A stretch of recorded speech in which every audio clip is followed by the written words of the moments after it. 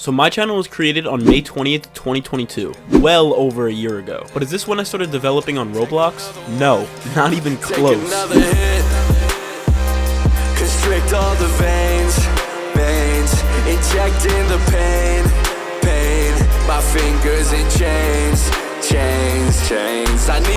Before the video starts, I just want to thank you guys for 14,000 subscribers. It's crazy how much we've grown, but if you aren't subscribed yet, what are you doing? Hit that subscribe button. Anyways, let's get on with the video. I know the title says 2018, but my first game was actually made in 2016, 2 years before. The name of the game was called Party Time, and ooh baby, it's a pretty good game. That's a lie, by the way. So in this game, the objective is to, I think, walk around, and I try to make the game kind of entertaining, right? So I put like some face changers. This was all popular in 2016. We got some clothing morphs. We got the club. Oh, you'll catch me there on a Friday night, right?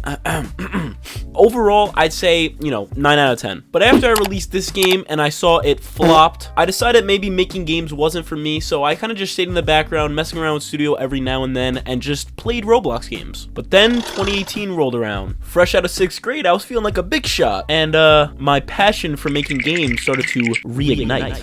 Around this time period, I also discovered a game engine called Unity, which, going into it, I don't think I realized how different it is than Roblox Studio. So, the first thing I did, hopped on YouTube, looked up some Unity tutorials, and the first game I made was a 2D platformer. I made it for one of my favorite YouTubers at the time named Yub. I was hoping maybe he would play it for a video. He never did. But it's still published to Game Jolt to this day, so if you want to play it, even though it's really, really bad, you can download it in the description. Anyway, 3 months go by, I'm doing my thing on Unity, but I ended up quitting it and going back to Roblox because I missed it. Aww.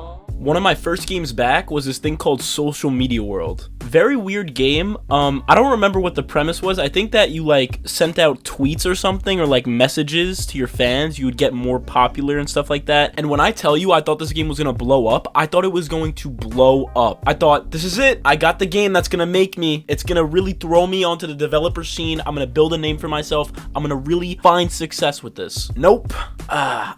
This game sucks. Yeah, so the game was really bad, but in the time that I was making it, I thought it was good. So it's pretty crazy to look back on it and realize how bad it was. You have row feed, you like gain followers every 30 seconds, so I guess you don't send out tweets. Player, you can run, walk, exchange, you can exchange 30 followers. This was like the coins that you use to buy like hats and stuff. This is all broken, but I'm curious to look at the code in this. I want to see how many errors there were.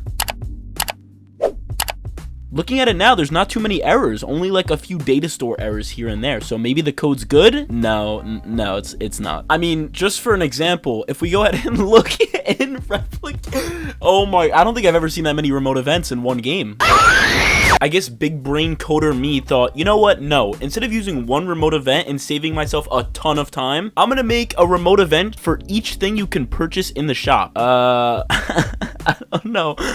Whatever. Next game I want to show you guys is something called Scientist Simulator. When I made this, I had the same mindset as the last one. I thought it was gonna blow up.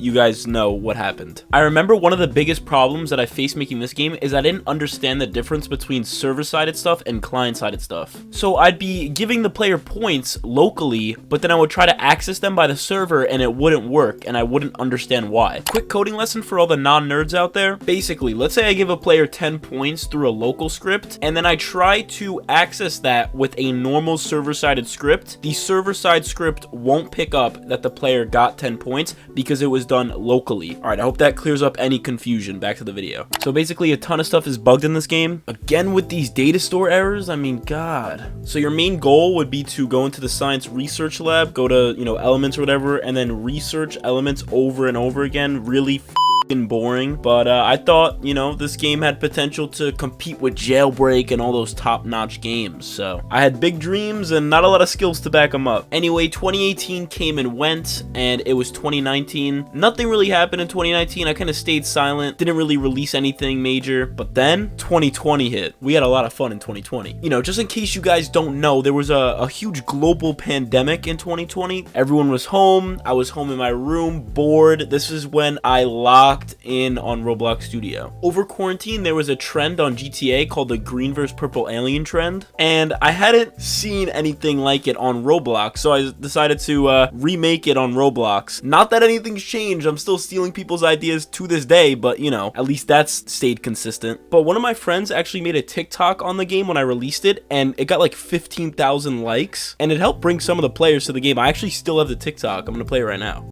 We hopped out, mom go outside, we gon' show what we about. Oh my, really gang bang, talk that damn slang, rap about it, do the same thing, let you nuts hang, we gon' pull up. Wow, what an amazing TikTok, right guys? Anyway, this brought way more people than I thought it would to the game, and this was the first time I ever had over 10 concurrent players in a game, so I was hyped. I still have all the screenshots from when I took it being like, yo, look at how the game's doing. This pretty much lasted throughout the duration of quarantine, and I made a few updates such as adding keys to the game to unlock crates. Alright, basic crate, 1 key. Okay. Neon green? Ew, what the fuck? So that was Green vs Purple Aliens. I definitely had a lot of fun when this game was popular. It was fun interacting with everybody in the game. And I still, to this day, think one of the coolest things is when you join a game and they're like, oh my god, you're the creator, you're the creator. I just love that.